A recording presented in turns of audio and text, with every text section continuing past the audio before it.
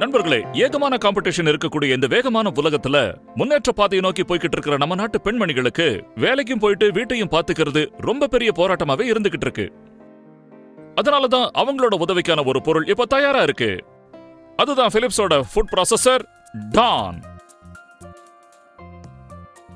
டானோட demonstration கொடுத்ததுக்கு அப்புறம் பெண்மணிகளோட மனசுல ஏராளமான கேள்விகள் எழுது. அதுக்கான காரணம் சிறந்த டெமான்ஸ்ட்ரேஷன் கொடுக்கப்படாததுதான்.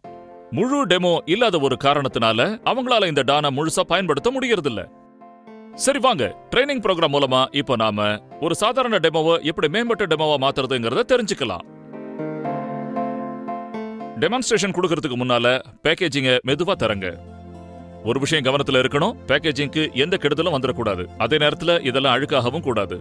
பாலித்தீன் கவர்ஸையும் தெர்மோகோலையும் மறுபடியும் டப்பாக்குள்ளேயே வச்சிடணும். அதுக்கப்புறம் டப்பாவை ஒரு ஓரமா நகர்த்தி வச்சிடணும்.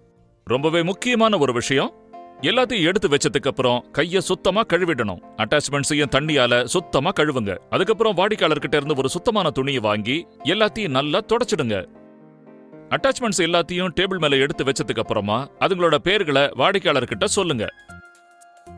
வாடிக்கையாளருக்கு இதை பத்தின பேரே தெரியாதப்போ அவங்களால எப்படி இதுங்களை சரியா பயன்படுத்த முடியும்? நீங்களே சொல்லுங்க.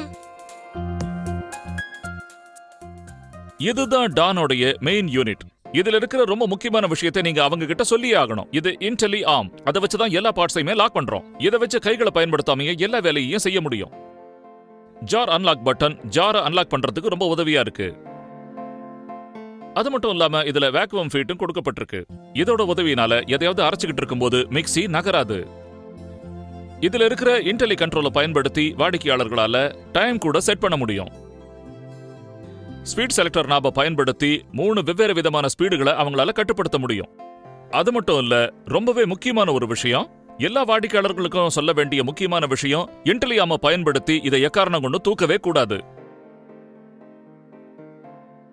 ட்ரை கிரைண்டிங் ஜாரோட டெமான்ஸ்ட்ரேஷனை கொடுக்கறதுக்கு முன்னாடி இதுல என்னெல்லாம் அரைக்க முடியுங்கிறத சொல்லுங்க. உதாரணத்துக்கு மஞ்சள், மசாலா, மிளகு, வெந்தய மாதிரி பொருட்களை நம்மளால அரைக்க முடியும். டெமான்ஸ்ட்ரேஷன் கொடுக்கும்போது 1 கப் வெந்தயத்தை எடுத்து இந்த ஜாருக்குள்ள நீங்க போட்டுருங்க. அதுக்கப்புறம் ட்ரை ஜாரை மெயின் யூனிட்ல கனெக்ட் பண்ணி காட்டுங்க. இது மூலமா வாடிக்கையாளர்களுக்கு இந்த ஜாரை நாம எப்படி மெயின் யூனிட்டோட கனெக்ட் பண்றதுன்னு, அப்புறம் இன்டெலி ஆர்மோட எப்படி கனெக்ட் பண்றதுன்னு நம்மளால சொல்ல முடியும். அதுக்கப்புறமா மெயின் யூனிட்டை ஆன் பண்ணி இதை ப்ராசஸ் பண்ணுங்க.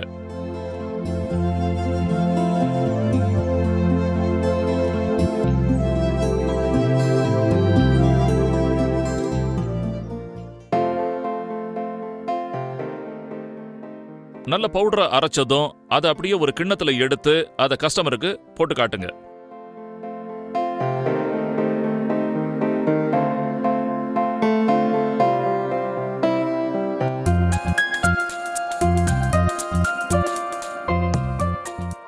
ஃபுட் ப்ராசஸர் பவுல வச்சு என்னெல்லாம் பண்ண முடியுங்கிறத நம்ம வாடிக்கையாளருக்கு முதல்ல சொல்லணும். உதாரணத்துக்கு ஸ்லைசிங், ஷ்ரெட்டிங், சாப்பிங், கிரேட்டிங், அது மட்டும் இல்லாம நீடிங். இது எல்லாத்தையுமே இந்த ஒரு அட்டாச்மெண்ட்டை வச்சு நம்மளால செய்ய முடியும். இது எல்லாத்தையும் தனித்தனியா அவங்களுக்கு புரிய வைக்க வேண்டியது ரொம்ப ரொம்ப அவசியம். அது மட்டும் இல்ல, எந்த ஃபங்க்ஷனை பத்தி சொல்றதா இருந்தாலும் அந்த ஃபங்க்ஷனுக்கு பயன்படக்கூடிய பிளேட பத்தி நீங்க அவங்களுக்கு எடுத்து சொல்லணும். ஃபுட் ப்ராசஸர் பவுல பயன்படுத்துறதுக்கு முன்னாடி எப்பவும் கியர் யூனிட்டை பயன்படுத்தணும். இந்த விஷயத்தை நாம அவங்களுக்கு தெளிவா புரிய வைக்கணும்.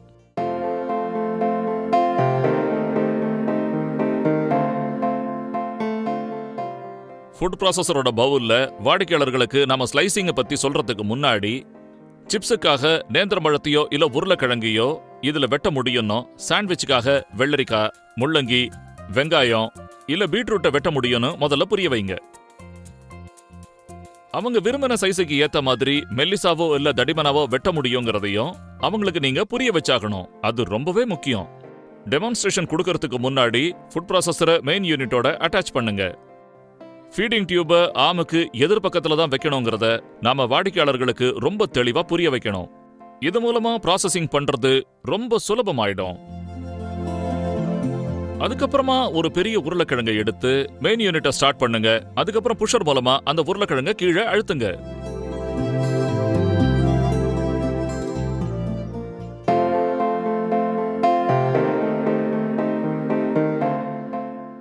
இந்த ஸ்லைசஸ் எல்லாத்தையும் ஒரு பிளேட்ல போட்டு வாடிக்கையாளர்கிட்ட காட்டுங்க.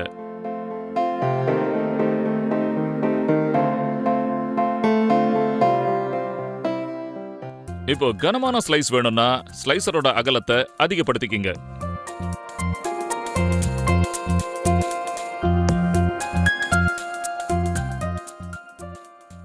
இந்த முறை வெள்ளரிய ஃபீடிங் டியூப்ல போட்டு மெயின் யூனிட்டை ஸ்டார்ட் பண்ணுங்க.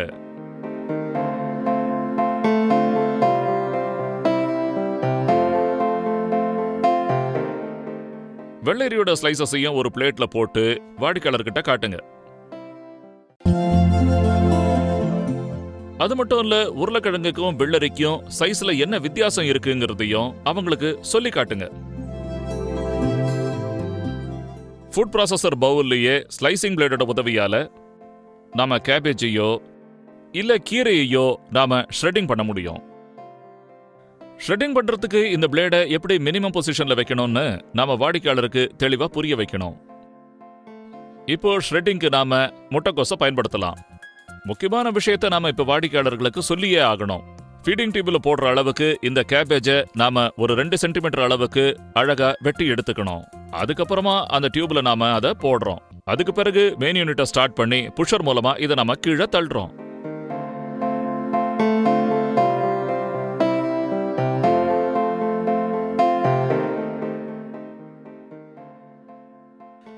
ஷ்ரெட்டிங் முடிஞ்சதும் இதை ஒரு பிளேட்ல போட்டு வாடிக்கையாளர்களுக்கு காட்டுங்க.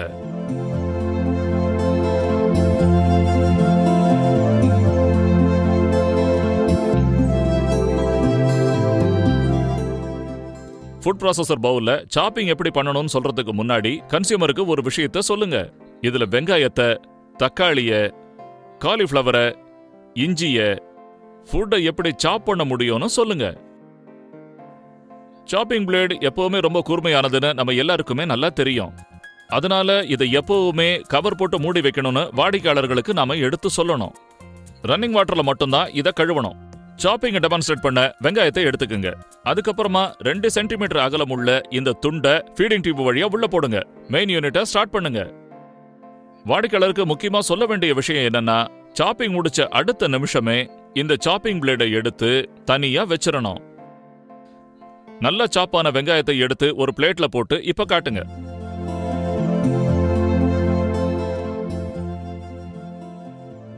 கிரேட்டிங்காக 2 இன்செர்ட்ஸ் இங்கே கொடுக்கப்பட்டிருக்கு.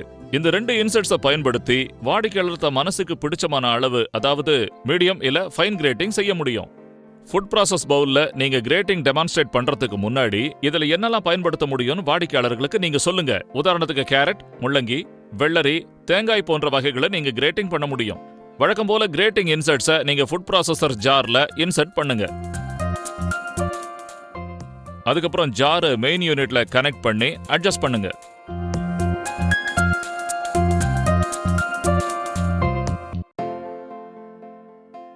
அதுக்கப்புறமா கேரட்டை ஃபீடிங் டியூபுக்குள்ள போட்டு மெயின் யூனிட்டை ஆன் பண்ணுங்க. அதுக்கப்புறம் மெல்லமா புஷரை பயன்படுத்தி கேரட்டை உள்ள அழுத்த முயற்சி பண்ணுங்க.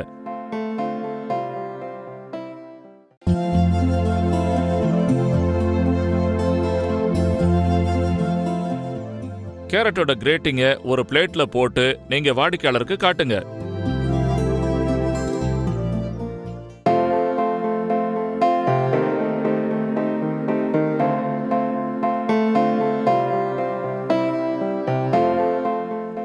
டானோட ரொம்ப முக்கியமான ஒரு ஃபீச்சர் தான் இந்த நீடிங். ஃபுட் ப்ராசஸர் ஜார்ல கோதுமை மாவை நீடிங் பண்றதுக்கு முன்னாடி வாடிக்கையாளர்கிட்ட ஒரு விஷயத்தை நிச்சயமா ஷேர் பண்ணிக்கிட்டாகணும். ஜாரோட சுவர்ல கொஞ்சமா வெண்ணையோ இல்ல நெய்யோ தடவுனா கோதுமை மாவு ஜார்ல சுத்தமா ஒட்டவே ஒட்டாது. எப்பவும் போல நீடிங் பிளேட ஜார்ல அட்டாச் பண்ணுங்க.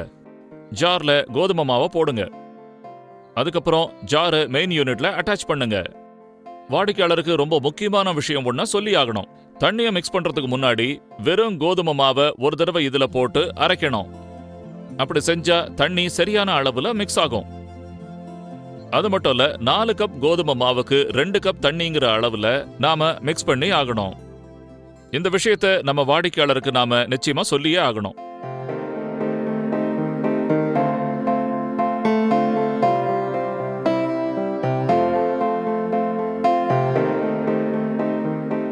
பாத்தீங்களா, சப்பாத்திக்கு மாவு தயார்.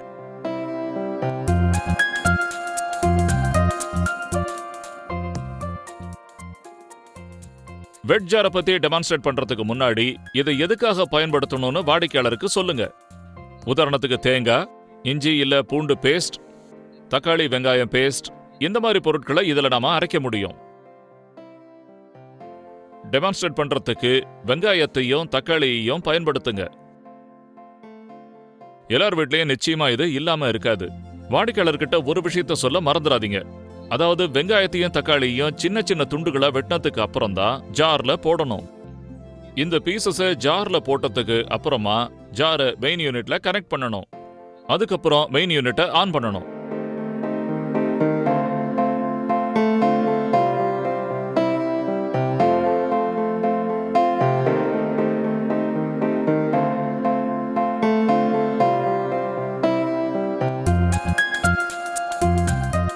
அதுக்கப்புறம் ஸ்பேட்டுலாவோட உதவியோட இந்த பேஸ்ட ஒரு கிண்ணத்துல போட்டு வாடிக்கையாளர்கிட்ட காட்டுங்க.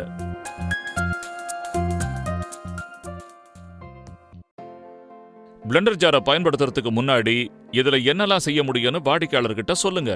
உதாரணத்துக்கு ஷேக்ஸ், ஜூசஸ், அவ்வளவு ஏங்க இதை வச்சு தேங்காயில இருந்து பாலை கூட எடுக்க முடியும். இதை டெமான்ஸ்ட்ரேட் பண்ணி காட்டுறதுக்கு வாழைப்பழத்தை பயன்படுத்துங்க.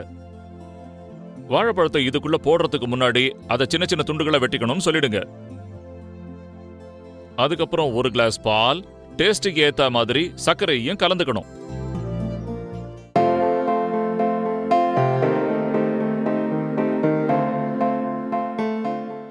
ஜாரை மெயின் யூனிட்ல அட்டாச் பண்ணணும். மெயின் யூனிட்டை ஆன் பண்ணணும்.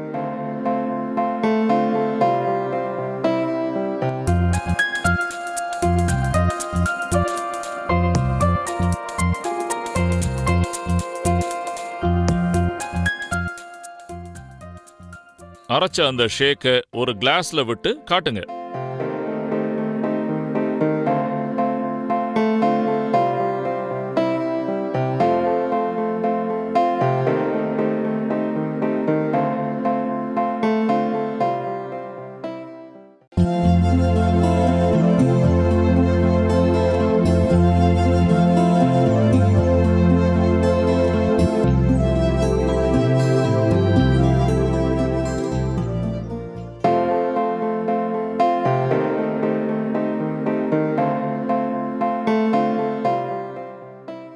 மிஸ்டர் ஷெட்டி, இந்த ஜாப் ஷீட்ல கொஞ்சம் சைன் பண்ணிடுங்களேன். ஓகே. அப்புறம் இங்க கீழே உங்க ஃபீட்பேக்கையும் எழுதிடுங்க. தேங்க்யூ. ஓகே. மிஸ்டர் ஷெட்டி, நீங்க பிலிப்ஸோட வேற ஏதாவது ப்ராடக்ட் யூஸ் பண்றீங்களா? ஆமா, பிலிப்ஸோட டிவிடி பிளேயரை யூஸ் பண்றேன். ஓ, அப்படிங்களா? ஆமா, அதை நீங்க ரெகுலரா யூஸ் பண்றீங்களா? இல்ல, ரெகுலரா எல்லாம் யூஸ் பண்றது இல்ல. குழந்தைங்க படிச்சிட்டு இருக்காங்க, அதனால ரெகுலரா இல்ல எப்போவாவது யூஸ் பண்ணுவோம். அப்படின்னா நான் அதை ஒரு தடவை பார்க்கலாமா? கண்டிப்பா வாங்க.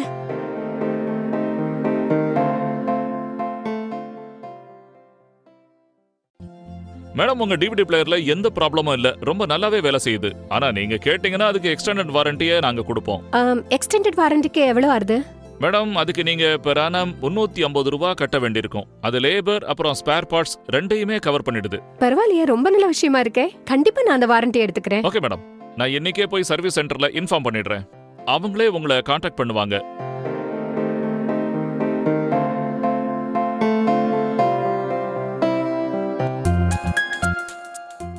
ஓகே மேடம், நான் கிளம்புறேன். Okay, thank you. You are welcome madam.